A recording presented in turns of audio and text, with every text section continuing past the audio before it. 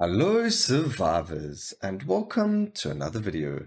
In today's video we are going to be playing more of the Legacy of Moonspell. So we are going to be running a Miang build today. Miang Moonspell is, well, at least the silver wand is a very supporty type weapon. It works well with another 2 or 3 weapons, especially if you wanted to do inverse mode with Wicked Season. So we're not going to be doing that.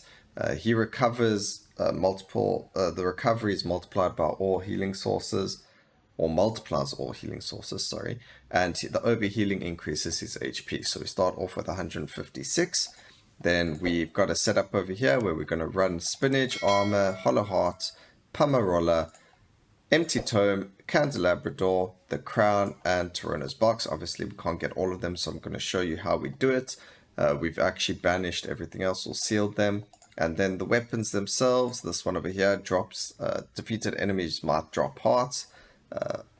Maybe luck could be used to increase the drop chance, but doesn't mention anything like that. And then when you evolve it, it weakens enemies' defenses. Alright, to evolve it, we use Pomarola, so definitely a need. But we're going to get into it. Mount Moonspell, let's go. We're going to go Wicked Season, Divine Bloodline, and then Twilight Requiem. We could go Cereban of Healing, but we don't necessarily need it. Also, the damage, you're not going to damage enemies because you don't have enough AoE, and or they die before they get too close to that range. So I believe Divine Bloodline and then Twilight Requiem are better. Okay, we're not going to pick up Wicked Season, so we might throughout the run pick up the other curse items that you get. But we will see how everything goes and go from there. So we need Torona's Box before we pick up all 6 of the passives. We need the Torona's Box. We need to level up the weapon. You do have to have a max level Silver Wind as well as a max level Pomarola in order to evolve the weapon to Festive Winds, or Winds, sorry. And then you also need to have, originally it was 10 minutes before you could evolve the weapons, but they did change it. They changed it now to 7 minutes. So there is an elite that spawns at 7 minutes, which allows you to evolve them. So we actually got everything we needed from not as a pickup. We now just need to go grab the Pomarola. So we are going to go run to it now quickly while we level up everything else.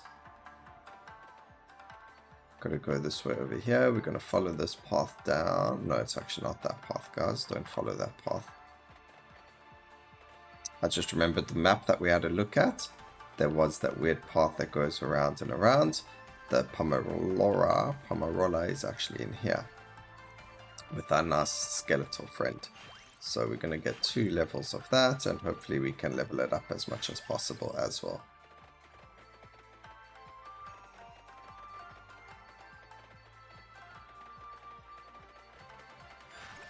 Alright, so there we go, level 5.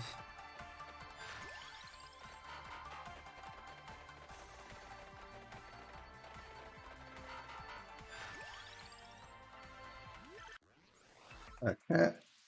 It's nice that even the chests are giving us upgrades to those skills and not to something else, which is really cool. It means we're not wasting any extra levels. It's actually nice to have all these skeletons because it means that we can get a lot of chests as well. So it is very helpful to go and fight them all, even if you don't necessarily pick up the items that they drop. Or not drop, that are around them.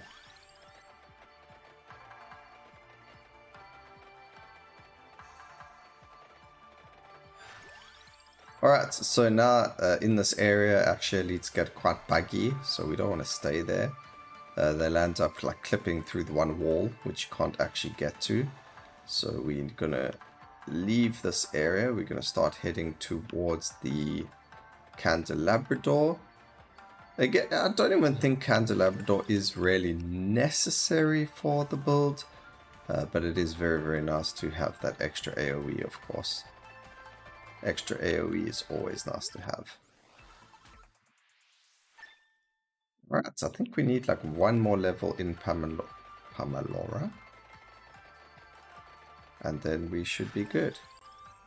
Oh, actually it's already max level. Okay, so we're ready for the evolution. That's perfect. We can grab that. More levels into our empty tome is awesome.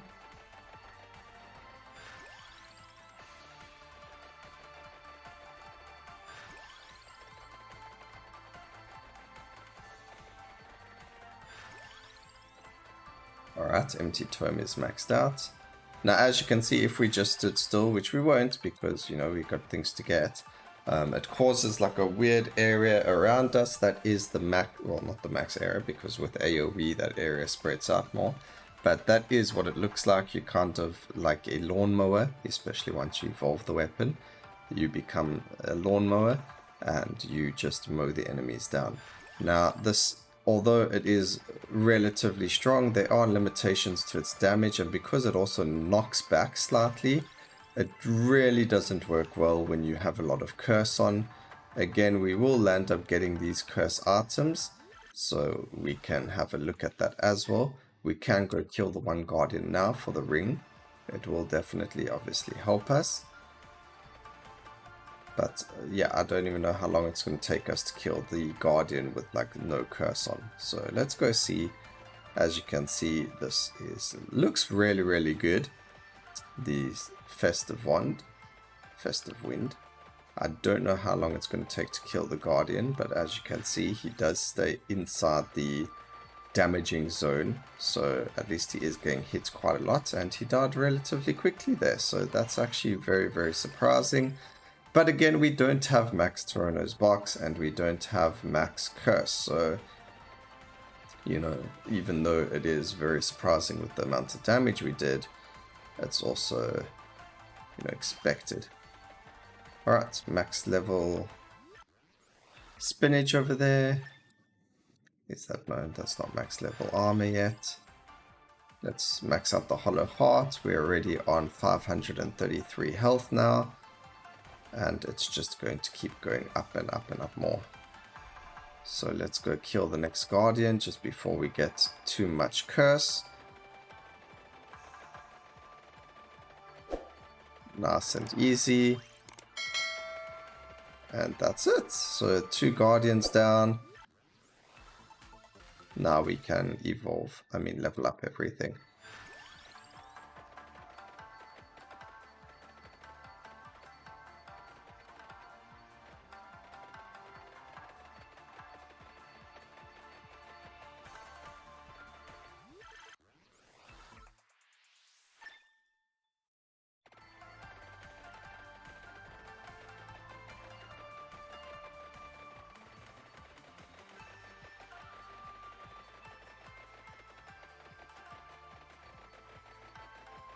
We're actually gonna wait. We'll wait for the Arcana. We'll get the next Arcana.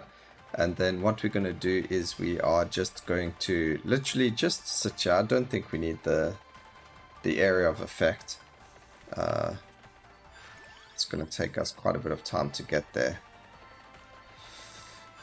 Do you know what? Let's just go get it. Let's go grab area of effect.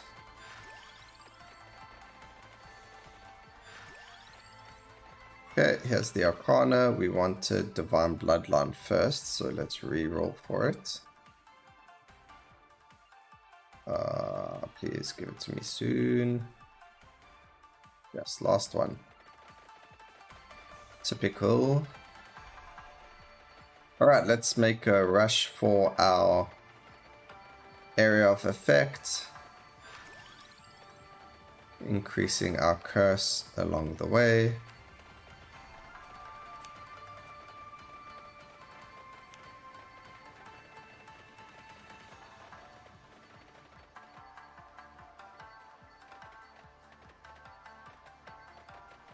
I really like that little alcove over there.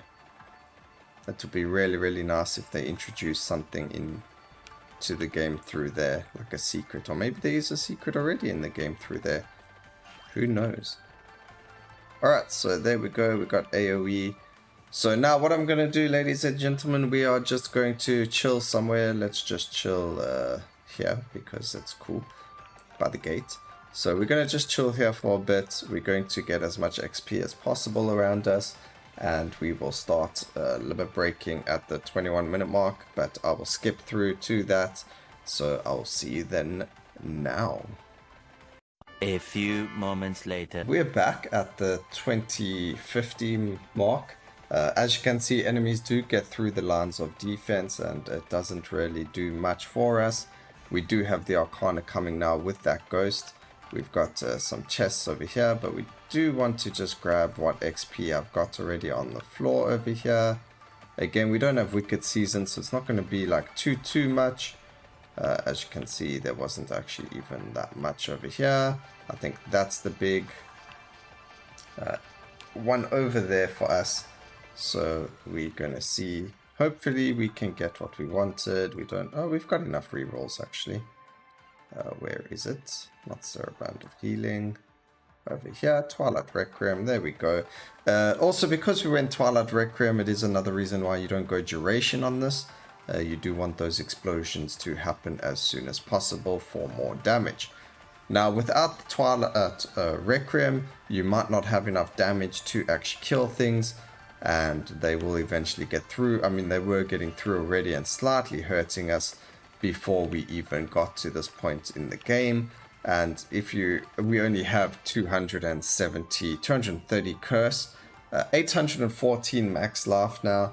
But it just shows you that if you had to do this with inverse or even with the Wicked Season on, you just get too much curse and you don't deal enough damage quick enough to kill things quick enough for them to not be on top of you.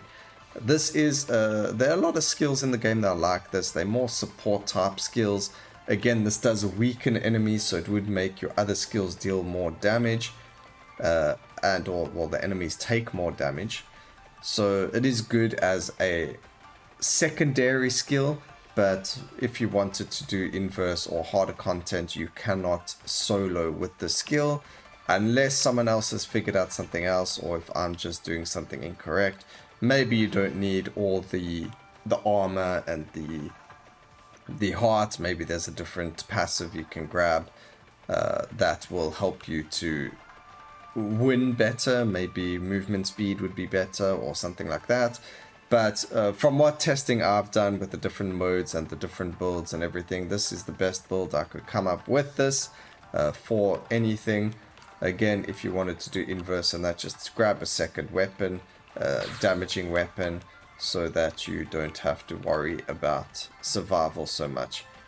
Even if you just grabbed Muramasa, because that again also has some hidden healing in it. It's not really hidden. I'll show you what it does do, and we can look at it when we have the character that has the weapon. But yeah, I hope you guys enjoy this weapon and what it looks like. It is a 59 limit break, which isn't too bad, not too great either though, unfortunately. It probably would have been higher if we didn't spend 18 levels on the gold ring and Megalio Rat, but that is what it is. I did want to get more curse just so that we could see how it would run with 200 odd curse. But yeah, again, a support weapon, really visually appealing weapon. It's really nice to see those leaves spinning around you. But because it doesn't really hit enemies in the circle around you, as soon as they get on top of you, you get really hurt without them dying. Other weapons that have that issue are actually Faraji. Faraji doesn't hit enemies around you in that little circle. It only hits things from far. Now, as you can see, these are the 28-minute elite, and we're killing like 1 or 2 every couple of seconds, and that's a reason why this skill isn't really good. I mean, imagine this being on inverse and you're fighting these elites, you would have been overrun by now. it doesn't always knock back everything, especially when there are stronger enemies. So just something to keep in mind. And yeah, so this is what it is.